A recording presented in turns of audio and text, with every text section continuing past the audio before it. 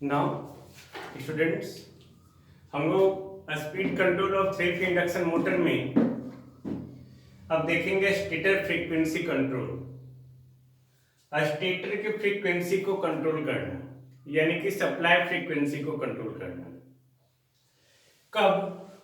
जब हम लोग वोल्टेज को कांस्टेंट रखे हुए हैं। वोल्टेज यानी कि E2 नॉट आप बोल सकते हैं, E2 nought is kept constant, then what happens.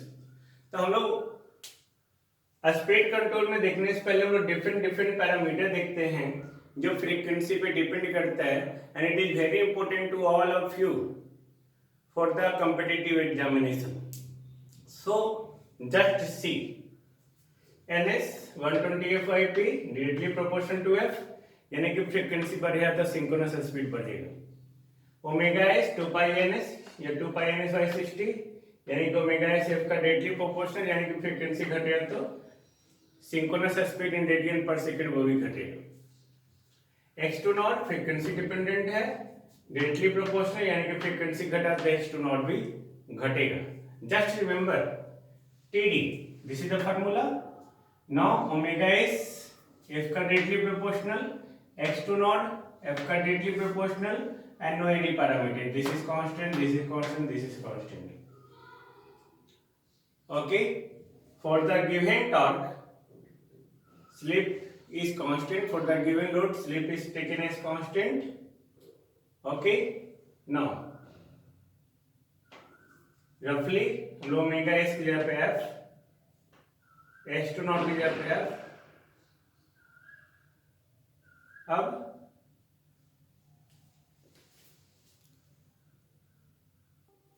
Okay, now TD जब हम लोग ओमेगा S की जगह पे F रखे, X2 नॉट की जगह पे F, यहाँ पे F स्क्वायर हो गया, then TD inversely proportional to FQ।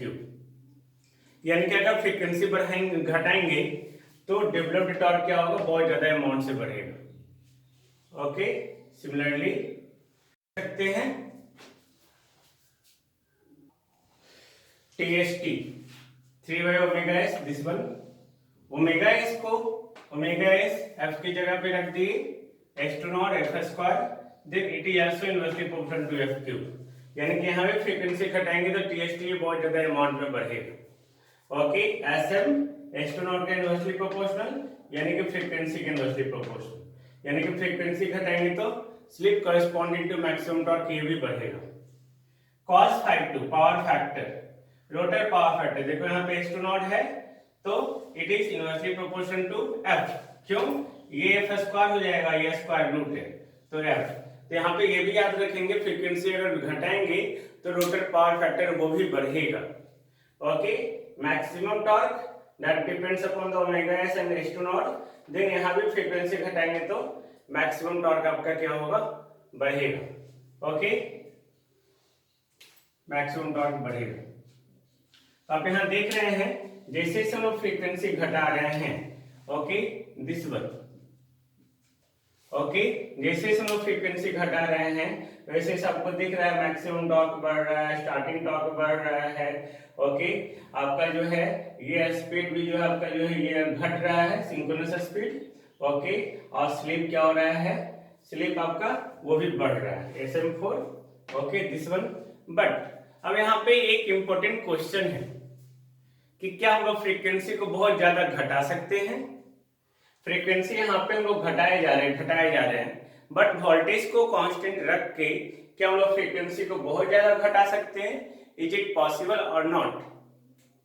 अगर हम लोग फ्रीक्वेंसी को बहुत ज्यादा घटाते हैं then what happens? Okay, just think about it. Okay, अगर हम लोग फ्रीक्वेंसी को बहुत ज्यादा घटाते हैं, ओके, और वोल्टेज हमारा कांस्टेंट है, देन आप देख सकते हैं E2 nought equal to 4.44 kW NPHS F5। Okay, तो अगर आप फ्रीक्वेंसी को बहुत ज्यादा घटा रहे हैं, ओके, तो फ्रीक्वेंसी घटा रहे हैं तो E2 नॉट तो हमारा कांस्टेंट है, voltage kept constant.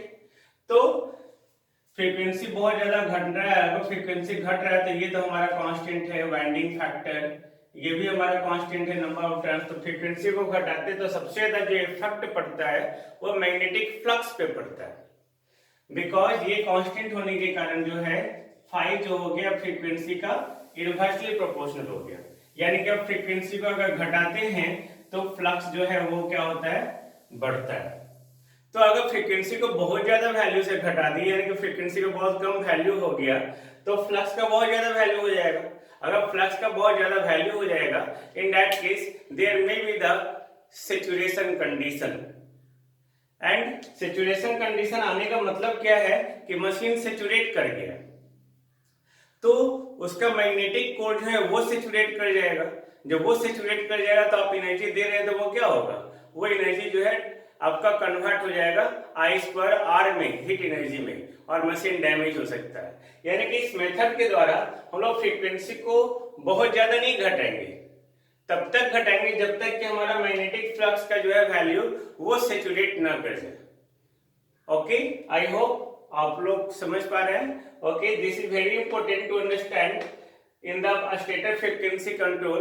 When we decrease the frequency with very much value, then what happens, then the magnetic core becomes saturated because of very high magnetic flux. In that case हम लोग इस method में frequency को बहुत ज्यादा घटाएंगे नहीं। Now this is one of the best method for the speed control of 3-phase induction motor. Okay, thank you.